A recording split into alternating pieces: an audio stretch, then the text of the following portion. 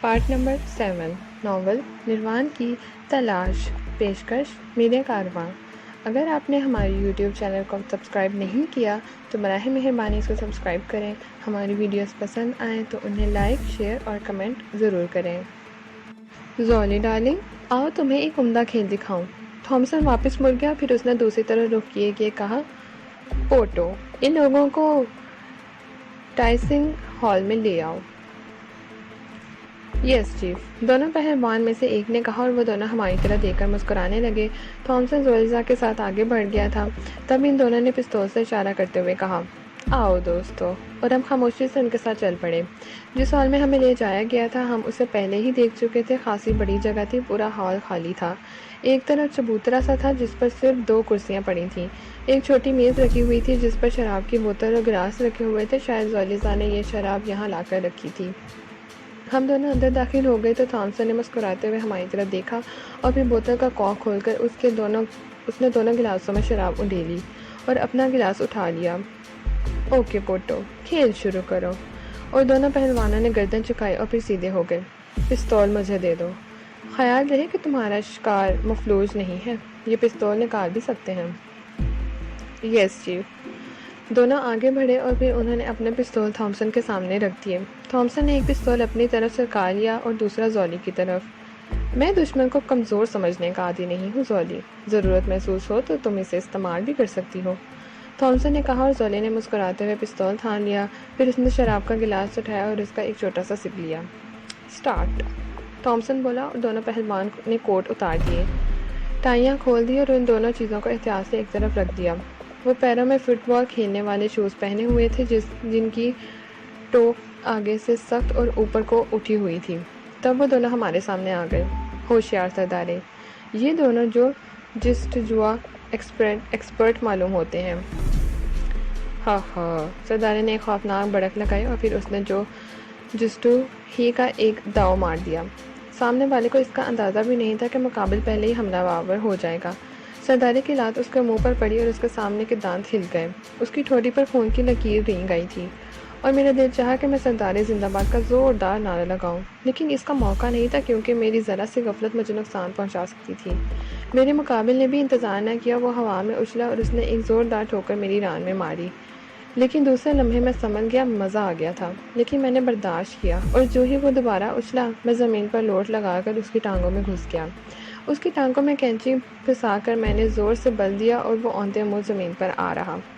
مجھے اعتراف ہے کہ سردارے اس وقت قیامت ڈھا رہا تھا، بلا شبہ اس کا مقابل میرے مقابل سے کم طاقتور نہیں تھا،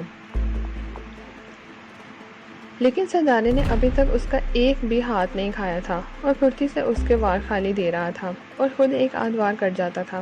ہاں، ایک بات کا خیال ہم دونوں نے رکھا تھا، وہ یہ کہ ان کے قریب نہ ہونے پائیں۔ اگر ہم ان سے گٹ گئے تو پھر جان بچانا مشکل تھا، کیونکہ بہرحال وہ جسامت میں ہم سے کہیں زیادہ تھے۔ تھامسن شراب پینا بھول گیا تھا، وہ بڑی دلچسپی سے ہم دونوں کی کارروائی دیکھ رہا تھا۔ کبھی کبھی اس کے منہ سے آواز بھی نکل جاتی تھی اور پھر اچانک ہمارے رونگٹے کھڑے ہو گئے۔ نہ صرف میرا مقابل بلکہ میں بھی رک گیا۔ سردارے کے مقابل کی چیخ ایسی ہی دہشت ناک تھی اور ہم نے ایک بھیانک منظر دیکھا۔ وحشی سردارے نے اپنے مقابل کی ایک آنکھ پھوڑ دی تھی اور اس کی آنکھ کے غار سے خون بول رہا تھا۔ صرف ایک لمحہ، دوسرے لمحے میں نے اپنے مقابل کی کمر پر ایک زوردار لات رسید کی اور وہ اچھل کر اپنے ساتھی پر جا گرا۔ اسی لمحے سردارے نے اچھل کر ایک لات اپنے مقابل کی پیشانی پر رسید کر دی۔ او کتے، کتے! تھامسن کے حلق سے گراہٹ نکلی اور اس کے سامنے رکھے ہوئے پستول پر ہاتھ مارا، لیکن زولیزا نے پھرتی سے تھامسن کا پستول اٹھا لیا۔ دوسرے لمحے اس نے اپنے پستول کا رخ تھامسن کی طرف کر لیا اور بولی، نہیں مسٹر تھامسن، یہ اصول کے خلاف ہے۔ کیا؟ تھامسن دھاڑا، لیکن زولیزا اچھل کر کھڑی ہو گئی۔ انہوں نے تمہارے لڑاکوں کو شکست دی ہے، وہ پیچھے ہٹتے ہوئے بولی۔ لیکن تو میرے اوپر پستول تانے ہوئے ہیں، تھامسن گرایا۔ ہاں، بے اصول مجھے پسند نہیں۔ پستول پھینک دے زولی، ورنہ میں تمہیں غداروں میں شمار کر دوں گا۔ تم گدھے ہو تھامسن، میں تمہارے وفاداروں میں کب تھی؟ زولی نے زہریلے لہجے میں کہا۔ او کتیا! تھامسن نے اپنی بیساکھی اٹھانے کی کوشش کی، لیکن زولی کا نشانہ غضب کا تھا۔ اس کے ہاتھ میں دبے ہوئے پستول سے فائر ہوا اور گولی نے تھامسن کی کلائی توڑ دی۔ اب چیخنے والوں میں تھامسن بھی شامل ہو گیا۔ سردار حیرت سے منہ پھاڑے کھڑا تھا اور میری آنکھوں میں ممنونیت کے جذبات پیدا ہو گئے۔ ہمارے مقابل اب اس قابل ہی نہ تھے کہ کھڑے ہو سکتے۔ وہ نیم بے ہوشی کی کیفیت میں پڑے تھے۔ تھامسن بے بسی سے کروٹیں بدل رہا تھا۔ بیساکھی کے بغیر وہ اٹھ بھی نہیں سکتا تھا اور اب ایک ہاتھ بھی بیکار ہو گیا تھا۔ پھر اچانک ایسا لگا جیسے تھامسن اپنی ساری تکلیف بھول گیا ہو۔ اس نے اکلوتی آنکھ سے زولیزا کو گھورا۔ اس آنکھ سے چنگاریاں سی پھوٹتی ہوئی محسوس ہو رہی تھیں۔ تو مجھ سے غدار کب ہو گئی زولی؟ اس نے پھنکارتی ہوئی آواز میں پوچھا۔ احمق تھامسن، تو نے مجھے اپنا وفادار کب محسوس کیا؟ تیری خلوتوں میں۔ تو نے مجھ سے پیار کی بہت سی باتیں کی ہیں۔ تو جانتا ہے نا میں کاروباری عورت ہوں۔ اوہ، تو کیا میں نے تجھے تیری پسند کا معاوضہ نہیں دیا؟ لیکن میں نے تم سے ہمیشہ نفرت کی ہے۔ کیوں؟ اس لیے کہ تم وحشی ہے، دیوانہ ہے۔ لیکن یہ میرا اور تیرا آپس کا معاملہ ہے۔ نہیں، میرا معاملہ سیسرو سے ہے۔ کیا مطلب؟ کیا مطلب؟ تھامسن سام کی طرح بل کھا کر بولا۔ میں سیسرو سے پیار کرتی ہوں اور تھامسن، میں اسی کے تعاقب میں پیگونے سے یہاں تک آئی تھی اور اسی کی زندگی کی حفاظت کے لیے میں تجھ سے ملی تھی، ورنہ میں تیری شکل پر تھوکتی بھی نہیں۔ ذلیل، تھامسن بے بسی سے بولا، اور سیسرو کے نام پر میں تجھے جہنم کے سفر پر روانہ کرتی ہوں۔ زولیزا نے کہا اور دوسرے ہی لمحے اس نے تھامسن کی پیشانی پر فائر کر دیا اور پھر یک کے بعد دیگرے کئی فائر اس نے اس کے پورے بدن پر کیے۔ تھامسن کا جسم کرسی سے نیچے گر پڑا۔ وہ پوری طرح تڑپ رہا تھا اور زولی نفرت بھری نگاہوں سے اسے دیکھ رہی تھی۔ ہم دونوں خاموش کھڑے تھے۔ میری ذہنی کیفیت عجیب تھی۔ میرے دل میں زولی کی عظمت اور بڑھ گئی تھی۔ تب میں نے آہستہ آہستہ اس کے قریب پہنچ گیا۔ زولی، میں نے اسے آواز دی۔ نہیں سیسرو، تم میرا شکریہ ادا نہیں کرو گے۔ ہاں، میں تمہارا شکریہ نہیں ادا کروں گا زولی، میں نے اس کے شانوں پر ہاتھ رکھتے ہوئے کہا۔ تمہارے لیے خوشی سے جان دی جا سکتی ہے سیسرو۔ زولی، میں تمہارے اس احسان کا کوئی بدلہ نہ دے سکوں گا۔ ایسی باتیں مت کرو سیسرو، بھروسہ کرو، میں تم سے کوئی صلہ نہیں چاہتی۔ میری کوشش کا صلہ یہی ہے کہ تم زندہ رہو، بخیریت رہو۔ یقین کرو، یہ کام کر کے میں خود کو تم پر مسلط نہیں کروں گی۔ تو میں یہاں سے برن لے جاؤں گی اور اس کے بعد خاموشی سے واپس پیگوڈے چلی جاؤں گی۔ ہاں، اگر دے سکتے ہو تو مجھے اپنی دعائیں دے دو۔ دعائیں؟ میں نے کہا۔ ہاں، میرے لیے دعا کرو سیسرو کہ میں زندگی میں ایک بار، صرف ایک بار اپنا مشن پورا کر لوں، میرے دل کی آگ سرد ہو جائے۔ میں نے گردن جھکا لی۔ سردارے بھی بے حد متاثر نظر آ رہا تھا۔ پھر میں نے زولی کا ہاتھ پکڑتے ہوئے کہا، اب کیا پروگرام ہے زولی؟ آؤ چلیں، باہر ہیلی کاپٹر موجود ہے، میں اس کے پائلٹ سے بات کروں گی۔ کیا کہو گی؟ یہی کہ مسٹر تھامسن نے کہا ہے کہ تم دونوں کو ان کی کوٹھی میں واپس لے جاؤں، راستے میں ہم پستول کے ذریعے سے اپنی مطلوبہ جگہ پر اتار لیں گے۔ اوکے، کہاں اتارو گی؟ ارے برن میں میرے بہت سے ٹھکانے ہیں، زولیزا نے کہا۔ ویری گڈ، چلو، میں نے کہا اور زولیزا نے دوسرا پستول میرے حوالے کر دیا۔ پھر ہم تینوں دروازے کی طرف چل پڑے۔ اب پھاٹک میں کرنٹ نہیں تھا، اس لیے باہر نکلنے میں کوئی دقت نہیں ہوئی اور ہم ہیلی کاپٹر کی طرف چل پڑے۔ ہیلی کاپٹر کا پائلٹ ہیلی کاپٹر سے کچھ دور گھاس پر بیٹھا سگریٹ میں پی رہا تھا۔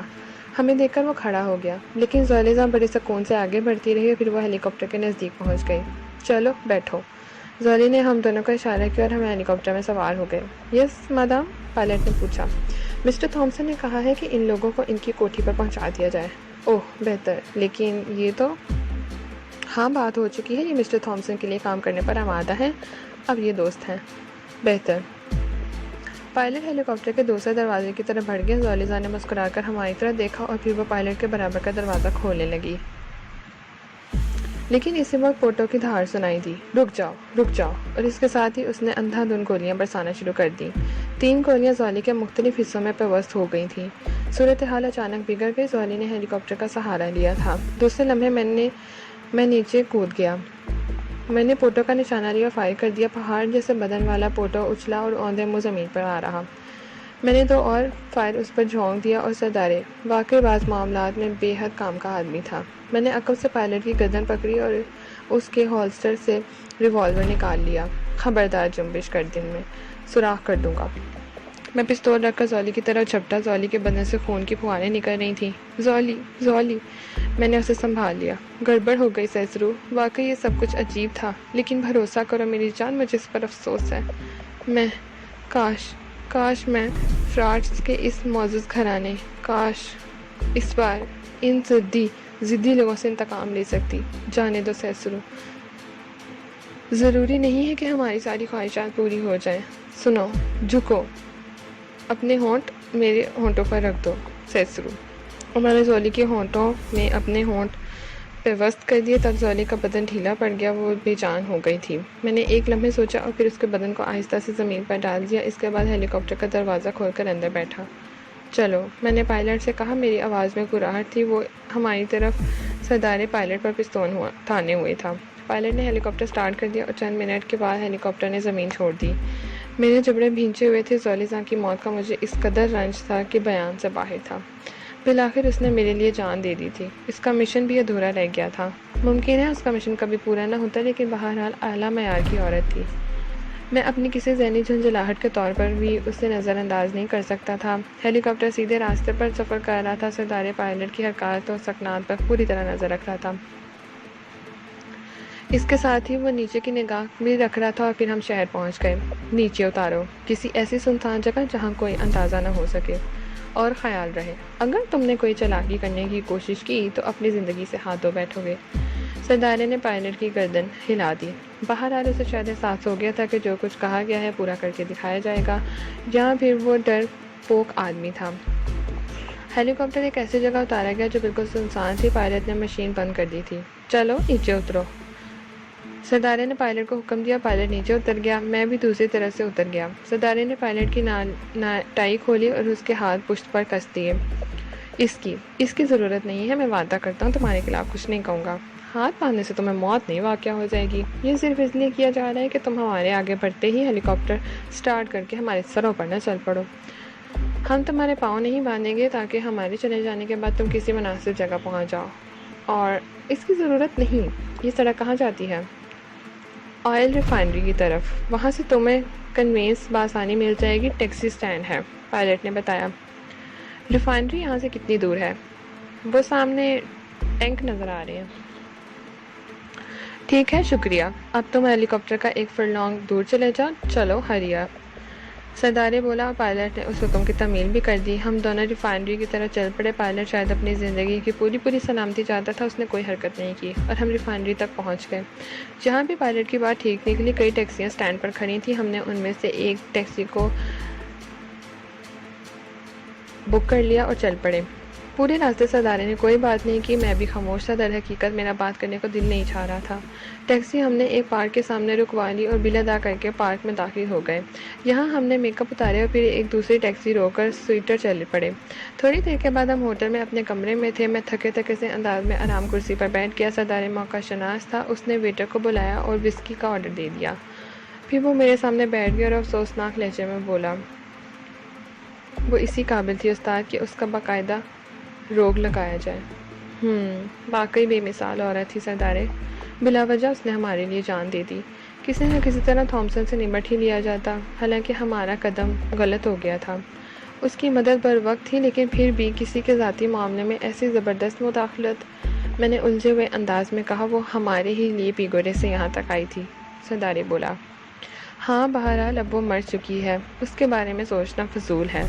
ہم اسے زندگی واپس نہیں دے سکتے. اس کی قربانی اپنی جگہ ایک حیثیت رکھتی ہے، لیکن ہم نے اس سے فرمائش نہیں کی تھی. سردار نے کوئی جواب نہیں دیا. وسکی آ گئی تھی. میں نے چوتھائی بوتل گلاس میں اڈیلی. ایسے نہیں استاد. سردار نے مجھے روکنے کی کوشش کی. اوہ نہیں سردار، سب ٹھیک ہے، چلنے دو. میں نے جواب دیا. سردار خشک ہونٹوں پر زبان پھیر کر رہ گیا. بہرحال میں پیتا رہا. زولیزا کا غم بوتل میں غرق ہونے لگا اور پھر مجھے کچھ سدھ ہی نہ رہی. سردار نے البتہ ایک قطرہ بھی نہیں چکھا تھا. اور دوسرے دن صبح میں نے اپنے دوست کو اپنے قریب ہی دیکھا. اس کی شکل بگڑی ہوئی تھی. اوہ سردارے، کیا بج گیا؟ 10 بجے ہیں استاد. مگر یہ روشنی، یہ تو دن کے 10 بجے ہیں استاد. سردار نے جواب دیا. ارے، میں چونک پڑا. پھر میں نے ارد گرد کا ماحول دیکھا. پھر میری نگاہیں سردارے کی طرف اٹھ گئی. تم نے یہ کیا شکل بنا رکھی ہے سردارے؟ کچھ نہیں، ٹھیک ہوں استاد. سردارے نے جمائی لی کر کہا. سوئے نہیں؟ تمہاری حالت ٹھیک نہیں تھی استاد. شراب نے تمہارے اوپر زیادہ اچھا اثر نہیں کیا. کیا مطلب؟ رات بھر تمہاری عجیب کیفیت رہی. کئی دفعہ تم نے کمرے سے نکلنے کی کوشش کی تھی. اوہ، تو تم جاگتے رہے؟ ضروری تھا استاد. سردارے نے جواب دیا. شرمندہ ہوں میری جان. چلو ناشتہ منگاؤ، پھر ناشتہ کر کے سو جاؤ، یا پہلے غسل کر کے لباس بدل لو. اسی کے ساتھ ہی پارٹ نمبر 7 اختتام پذیر ہوتا ہے۔ ناول کا بقیہ حصہ پارٹ 8 پہ سماعت فرمائیے۔